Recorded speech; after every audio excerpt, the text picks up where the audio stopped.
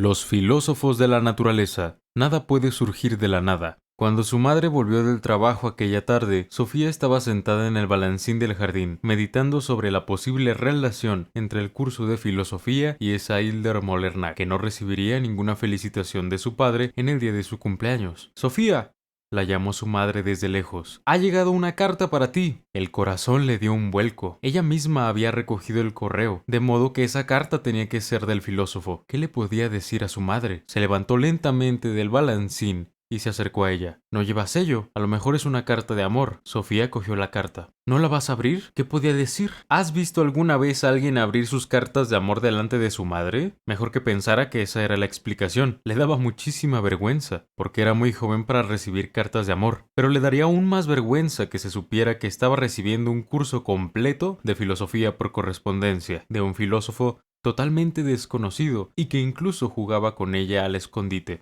Era uno de esos pequeños sobres blancos. En su habitación, Sofía leyó 3 nuevas preguntas escritas en la nota dentro del sobre. ¿Existe una materia prima de la que todo lo demás está hecho? ¿El agua puede convertirse en vino? ¿Cómo pueden la tierra y el agua convertirse en una rana? A Sofía, estas preguntas le parecieron bastante chifladas, pero las estuvo dando vueltas durante toda la tarde. También al día siguiente, en el instituto, volví a meditar sobre ellas, una por una. ¿Existiría una materia prima de la que estaba hecho todo lo demás? Pero si existiera una materia de la que estaba hecho todo el mundo, ¿cómo podía esta materia única convertirse de pronto en una flor, o por qué no en un elefante? La misma objeción era válida para la pregunta de si el agua podía convertirse en vino. Sofía había oído el relato de Jesús, que convirtió el agua en vino, pero nunca lo había entendido literalmente. Y si Jesús verdaderamente hubiese hecho vino del agua, se trataría más bien de un milagro y no de algo que fuera realmente posible. Sofía era consciente de que tanto el vino como casi todo el resto de la naturaleza contiene mucha agua, pero aunque un pepino contuviera un 95% de agua, tendría que contener también alguna otra cosa para ser precisamente un pepino y no solo agua. Luego estaba lo de la rana. Le llamaba la atención que un profesor de filosofía se interesara tanto por las ranas. Sofía podía estar de acuerdo en que una rana estuviese compuesta de tierra y agua,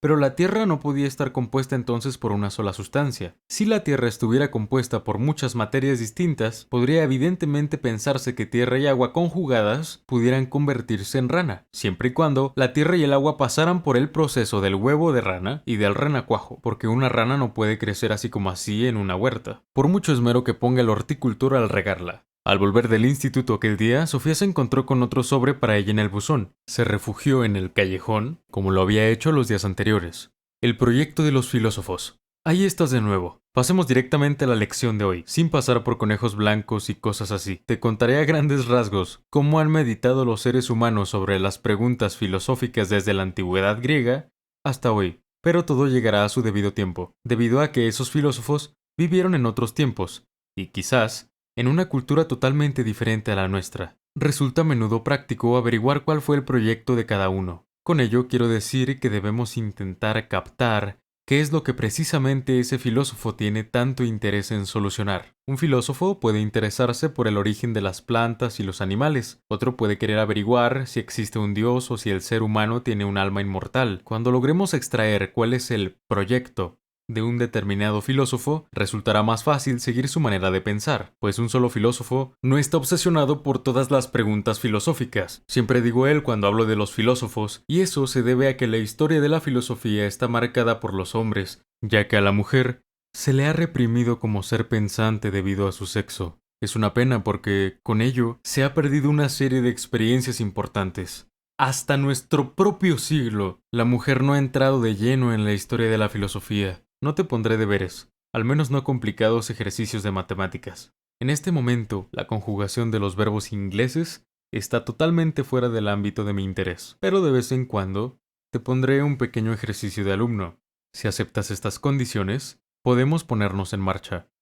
Los filósofos de la naturaleza. A los primeros filósofos de Grecia se les suele llamar filósofos de la naturaleza porque ante todo se interesaban por la naturaleza y por sus procesos. Ya nos hemos preguntado de dónde procedemos, Muchas personas hoy en día se imaginan más o menos que algo habrá surgido en algún momento de la nada. Esta idea no era tan corriente entre los griegos. Por alguna razón daban por sentado que ese algo había existido siempre. Vemos pues que la gran pregunta no era cómo todo pudo surgir de la nada. Los griegos se preguntaban, más bien, cómo era posible que el agua se convirtiera en peces vivos y la tierra inerte en grandes árboles o en flores de colores encendidos, por no hablar de cómo un niño puede ser concebido en el seno de su madre. Los filósofos veían con sus propios ojos cómo constantemente ocurrían cambios en la naturaleza. Pero ¿cómo podían ser posibles tales cambios? ¿Cómo podía algo pasar de ser una sustancia para convertirse en algo completamente distinto, en vida?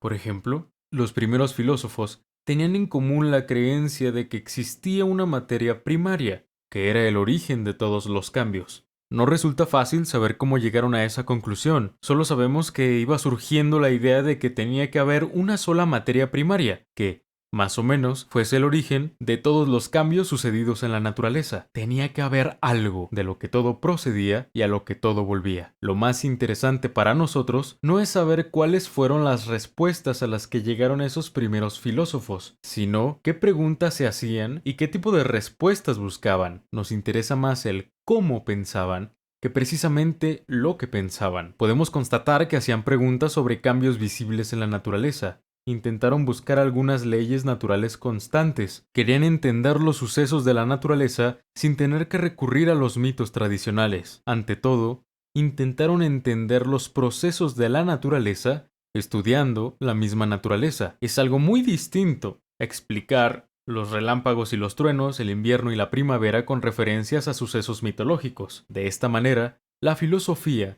se independizó de la religión. Podemos decir que los filósofos de la naturaleza dieron los primeros pasos hacia una manera científica de pensar, desencadenando todas las ciencias naturales posteriores. La mayor parte de lo que dijeron y escribieron los filósofos de la naturaleza se perdió para la posteridad. Lo poco que conocemos lo encontramos en los escritos de Aristóteles, que vivió un par de siglos después de los primeros filósofos. Aristóteles solo se refiere a los resultados a que llegaron los filósofos que le precedieron, lo que significa que no podemos saber siempre cómo llegaron a sus conclusiones, pero sabemos suficiente como para constatar que el proyecto de los primeros filósofos griegos abarcaba preguntas en torno a la materia primaria y a los cambios en la naturaleza. 3 filósofos de Mileto. El primer filósofo de quien oímos hablar es Tales, de la colonia de Mileto, en Asia Menor. Viajó mucho por el mundo. Se cuenta de él que midió la altura de una pirámide en Egipto, teniendo en cuenta la sombra de la misma, en el momento en que su propia sombra medía exactamente lo mismo que él. También se dice que supo predecir mediante cálculos matemáticos un eclipse solar en el año 585 a.C.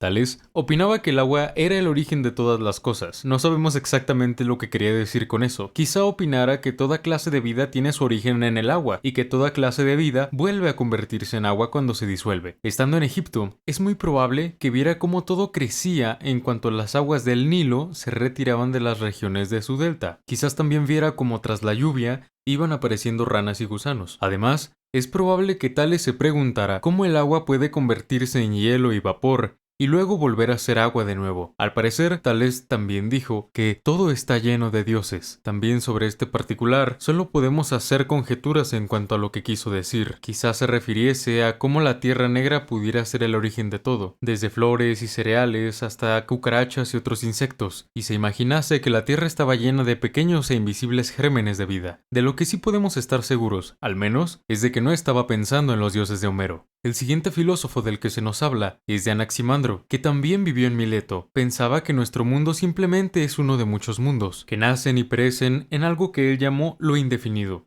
No es fácil saber lo que él entendía por lo indefinido, pero parece claro que no se imaginaba una sustancia conocida, como tales. Quizás fuera de la opinión de que aquello de lo que se ha creado todo, precisamente tiene que ser distinto a lo creado. En este caso, la materia primaria no podía ser algo tan normal como el agua, sino algo indefinido. Un tercer filósofo de Mileto fue Anaxímenes, aproximadamente del 570 al 526 a.C., que opinaba que el origen de todo era el aire o la niebla. Es evidente que Anaxímenes había conocido la teoría de Tales sobre el agua, pero ¿de dónde viene el agua? Anaxímenes opinaba que el agua tenía que ser aire condensado, pues vemos cómo el agua surge del aire cuando llueve. y cuando el agua se condensa aún más, se convierte en tierra, pensaba él. Quizás había observado cómo la tierra y la arena provenían del hielo que se derretía. Asimismo, pensaba que el fuego tenía que ser aire diluido. Según Anaxímenes, tanto la tierra como el agua y el fuego tenían como origen el aire. No es largo el camino desde la tierra y el agua hasta las plantas del campo.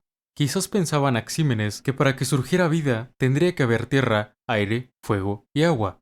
Pero el punto de partida en sí eran el aire o la niebla. Esto significa que compartía con Tales la idea de que tiene que haber una materia primaria que constituye la base de todos los cambios que suceden en la naturaleza. Nada puede surgir de la nada. Los tres filósofos de Mileto pensaban que tenía que haber una, y quizás no solo una, materia prima de la que estaba hecho todo lo demás. Pero ¿cómo era posible que una materia se alterara de repente para convertirse en algo completamente distinto? A este problema lo podemos llamar problema del cambio. Desde aproximadamente el año 500 a.C., vivieron unos filósofos en la colonia griega de Elea, en el sur de Italia. Y estos eleatos se preocuparon por cuestiones de este tipo. El más conocido era Parménides, aproximadamente 510 al 470 a.C. Parménides pensaba que todo lo que hay ha existido siempre, lo que era una idea muy corriente entre los griegos. Daban más o menos por sentado que todo lo que existe en el mundo es eterno. Nada puede surgir de la nada, pensaba Parménides. Y algo que existe tampoco se puede convertir en nada. Pero Parménides fue más lejos que la mayoría. Pensaba que ningún verdadero cambio era posible. No hay nada que se pueda convertir en algo diferente a lo que es exactamente. Desde luego que Parménides sabía que precisamente la naturaleza muestra cambios constantes. Con los sentidos observaba cómo cambiaban las cosas. Pero esto no concordaba con lo que le decía la razón. No obstante, cuando se vio forzado a elegir entre fiarse de sus sentidos o de su razón, optó por la razón. Conocemos la expresión, si no lo veo no lo creo. Pero Parménides no lo creía ni siquiera cuando lo veía. Pensaba que los sentidos nos ofrecen una imagen errónea del mundo, una imagen que no concuerda con la razón de los seres humanos. Como filósofo, consideraba que era su obligación descubrir toda clase de ilusiones. Esta fuerte fe en la razón humana se llama racionalismo. Un racionalista es el que tiene una gran fe en la razón de las personas como fuente de sus conocimientos sobre el mundo. Todo fluye. Al mismo tiempo que Parménides, vivió Heráclito, aproximadamente 540 a 480 a.C., de Éfeso, en Asia Menor. Él pensaba que precisamente los cambios constantes eran los rasgos más básicos de la naturaleza. Podríamos decir que Heráclito tenía más fe en lo que le decían sus sentidos que Parménides. Todo fluye, dijo Heráclito. Todo está en movimiento y nada dura eternamente. Por eso no podemos descender dos veces al mismo río, pues cuando desciendo al río por segunda vez, ni yo ni el río somos los mismos. Heráclito también señaló el hecho de que el mundo está caracterizado por constantes contradicciones. Si no estuviéramos nunca enfermos, no entenderíamos lo que significa estar sano. Si no tuviéramos nunca hambre, no sabríamos apreciar estar saciados. Si no hubiera nunca guerra, no sabríamos valorar la paz. Y si no hubiera nunca invierno, no nos daríamos cuenta de la primavera. Tanto el bien como el mal tienen un lugar necesario en el todo, decía Heráclito. Y si no hubiera un constante juego entre los contrastes, el mundo dejaría de existir. Dios es día y noche, invierno y verano, guerra y paz, hambre y saciedad, decía. Emplea la palabra Dios, pero es evidente que se refiere a algo muy distinto a los dioses de los que hablaban los mitos. Para Heráclito, Dios, o lo divino, es algo que abarca a todo el mundo. Dios se muestra precisamente en esa naturaleza llena de contradicciones y en constante cambio. En lugar de la palabra Dios, emplea a menudo la palabra griega logos, que significa razón. Aunque las personas no hemos pensado siempre del mismo modo, ni hemos tenido la misma razón, Heráclito opinaba que tiene que haber una especie de razón universal que dirige todo lo que sucede en la naturaleza. Esta razón universal o ley natural es algo común para todos y por la cual todos tienen que guiarse. Y sin embargo, la mayoría vive según su propia razón, decía Heráclito. No tenía en general muy buena opinión de su prójimo. Las opiniones de la mayor parte de la gente pueden compararse con los juegos infantiles, decía. En medio de todos esos cambios y contradicciones en la naturaleza, Heráclito veía, pues, una unidad o un todo. Algo que era la base de todo, él lo llamaba Dios o Logos.